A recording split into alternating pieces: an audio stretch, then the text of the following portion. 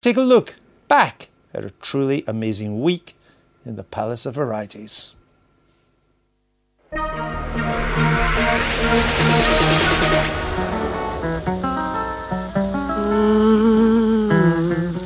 Lazy bones, sleeping in the sun. Oh, sorry. Just taking up a quick break. There have been more stories in the past week than there normally are in a year in Westminster, and frankly, I'm completely knackered. There have been Prime Ministers coming, Prime Ministers going, Ministers in, Ministers out, constitutional change, and God knows what else. It all began, of course, last Thursday when James Pennell resigned. Gordon Brown appeared to be in real danger. He does seem safe, for now. Gordon Brown is fighting to save his premiership after heavy losses in the local elections and an emergency cabinet reshuffle. Many predicting he can't survive this. Sources expect Cooper work and pensions. Yeah, we haven't got help.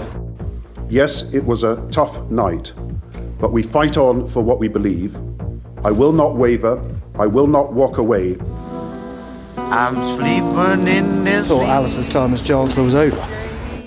The morning after the tough night before, we were summoned to Downing Street to witness a soft reshuffle, the price that had to be paid for Gordon Brown's continued survival, a plan masterminded by the man formerly known as the Prince of Darkness, now the Prince of Stability.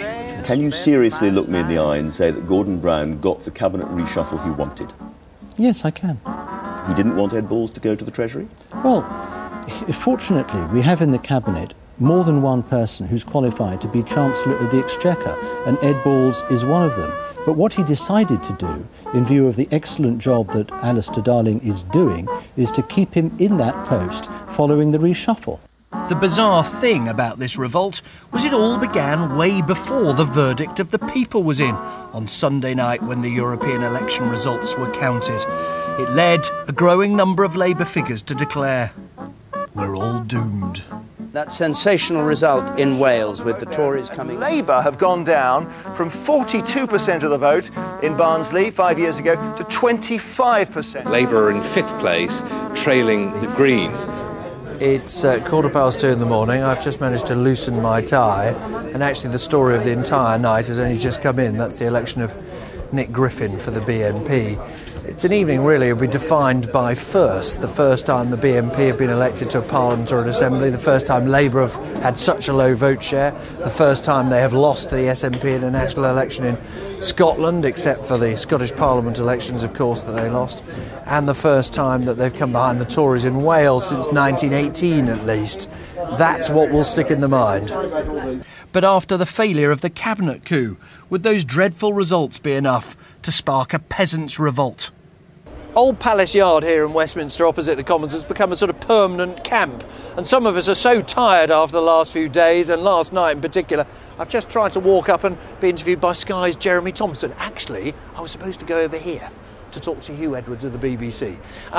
What we're sensing here tonight is an attempt to rewrite the script, with rebels planning to stand up and say to the Prime Minister's face, "No, sorry Prime Minister, good speech though it was, you're the problem, you have to go." If they do, it could be dynamite. The media camp has gone, so too the threat to Gordon Brown. The fuse on that dynamite was lit at that meeting of the PLP, but it simply didn't produce the explosion that was wanted. The reason? An argument and a personality. The argument that it would force a general election in which Labour was doomed to terrible defeat. The personality, Hazel Blears. One Labour MP said to me bitterly, "When Nick Griffin drives to the European Parliament, he'll be doing it in a car marked sponsored by Hazel Blears." Ouch. It was all very hard to swallow for the man who told the Prime Minister to his face that he had to go. Please tell us what you think about Gordon Brown. No. The men who hadn't dared to resign, the women who surely weren't window dressing, and the peers of the realm, an awful lot of them, gathered to hear their leader, who cheated death, set out his plans to clean up politics and to take another look at electoral reform. The very next day, Gordon Brown took a swig of the drug that always revives him, from the bottle marked Tory Cuts.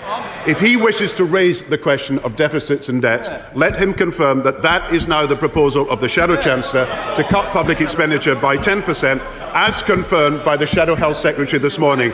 The next election, when he has the guts to call it, won't be about Labour investment versus Tory cuts. It's going to be an election about the mismanagement of the public finances, the appalling deficit he's left, and his plan for cuts. So a week that began with shocking unpredictability with the resignation of James Purnell ended with a grim reminder of the politics of the past, a row about Tory cuts. If it goes on like that, we really will need to lie down for the next year. Just before I go, a reminder of an extraordinary week and a moment that perhaps I would rather forget. The British Prime Minister Gordon Brown is fighting for his political life. Well, this is the scene live at Downing Street, where the Prime Minister has been putting together a new team of ministers. On a dramatic day, Gordon Brown is desperately trying to...